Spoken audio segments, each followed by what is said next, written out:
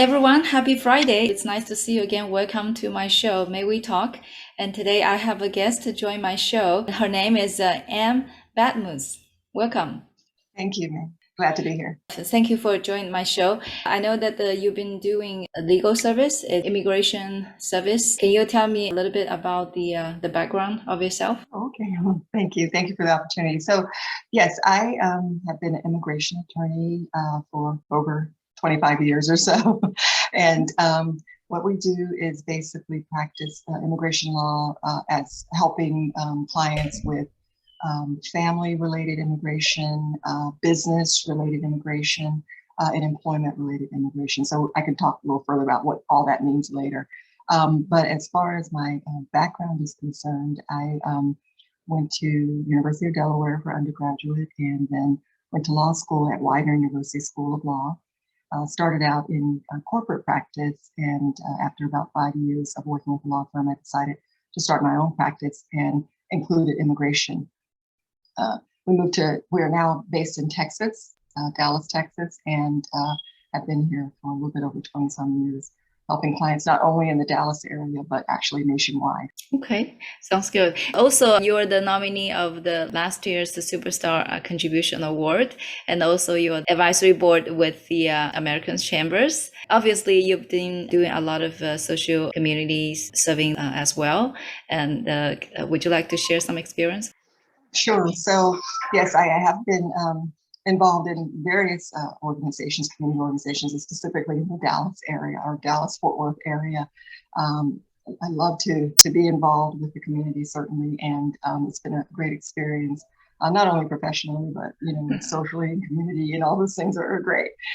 So right now, I have been serving with the America's Chamber for Business, which is a fantastic organization, very diverse, really helping a lot of business people in the community as well to grow their businesses and really make an impact in the Dallas-Fort Worth community. So there's several branches or several chapters of the Dallas Chamber for Business, and really proud to be able to serve on the board, and we're hoping to get more members who can really take advantage of all the benefits we have to offer.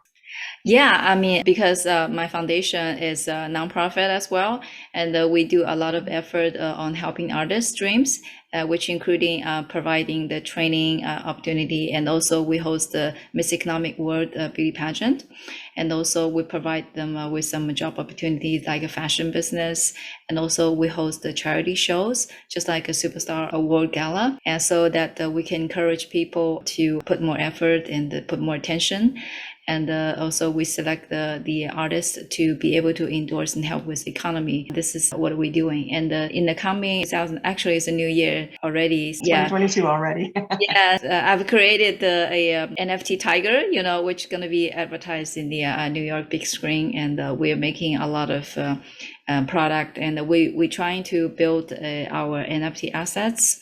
And one of our projects is to do the art museum. It's called Superstar Museum. So we're going to demonstrate all the artist artworks and help them to get the potential investors, and help them to get the artwork funded. And there's also a financing platform that we're building that are able to finance the artwork. So hopefully we can work with related business owners and also specialists and experts, especially you are expert in the legal part. Yeah. I'm sure we can have something that needs your advice. Right now, I think talking about immigration, the COVID might affect a lot on the immigration laws and policy. If you would like to share some about it, I'm pretty sure that the audience would be interested. Sure. Yeah. I mean, there's so many things to talk about with COVID and immigration. Right. It's really difficult for many immigrants and for many people overall with COVID. It's been a very difficult time, and it certainly has affected many areas, business and community and all kinds of things. But in terms of immigration, we definitely have seen an impact of COVID in policies and procedures and things people have to do in order to immigrate. And so some of the things that, the pandemic started in, I guess, March 2020 when we had the shutdown. And of course, that affected a lot of people who wanted to come to the US, but even those who are already here and going through the immigration process. I will say that we did not really experience in terms of the government not accepting applications. The government kept going, you could still apply for different, immigration benefits and that kind of thing. But what really impacted it was a real big delay or slowdown in processing. So while the government was accepting applications and there was never any stop to that, it just really caused them, and they were already slow to begin with, but it really caused them to be a lot slower with processing applications. So for example, people who are trying to get employment authorization cards as part of their green card process, in the past, we used to be able to see those cards be approved within 3 to 6 months. Now it's taking anywhere from what they're saying is 13 to 18 months. So that's over a year to get work authorization. And for many people, even healthcare workers, that's a real impact because you cannot work unless you have that work authorization. So that's one example, but also an example of people who were trying to immigrate who are overseas in whatever country they're in, and they're already in the process where they had a family member or an employer sponsor them. The delays were tremendous, and the government has said that their backlog is millions of applications that they've not been able to process because the embassies were closed quite a bit, even though the government here in the US, like Department of Homeland Security, was open. The US embassies everywhere pretty much shut down for quite a bit of time. They reduced their workload or reduced their processing of visas, whether it's visitor visas, work visas, any kind of visa. They really slowed it down. So we're just seeing a little bit of improvement, although it's not a lot because they have such a backlog. So of course, it's been very frustrating for us, especially the clients, because it has caused quite a bit of delay. So COVID has definitely had an impact, and I don't know when we're going to see any real relief from that, because I think we're still in the pandemic, unfortunately. Yeah, right. So from your experience, what are the average time it's going to take to complete or get the feedback from the application, for the immigration visas? Yeah, it varies. It kind of depends on the type of visa applying. So for example, if someone's trying to get a visitor visa in some embassies, they're not getting appointments for over a year. So that's a real impact, especially for someone who's coming for business. If they don't already have a visitor visa that's unexpired and they need to get a new visa, that can really impact their ability to do business here if they're wanting to travel to the US or even just for visiting Disneyland or whatever. It's not easy to get those visas. If you're trying to get a permanent visa, an immigrant visa, that is probably taking at least 2 years at the embassy level of them being able to process. Work visas, different things. I mean, in the US, there are some ways to fast track your application by paying additional money, but those are kind of limited to work-related visas. So that's an advantage for people who are in the work-related process.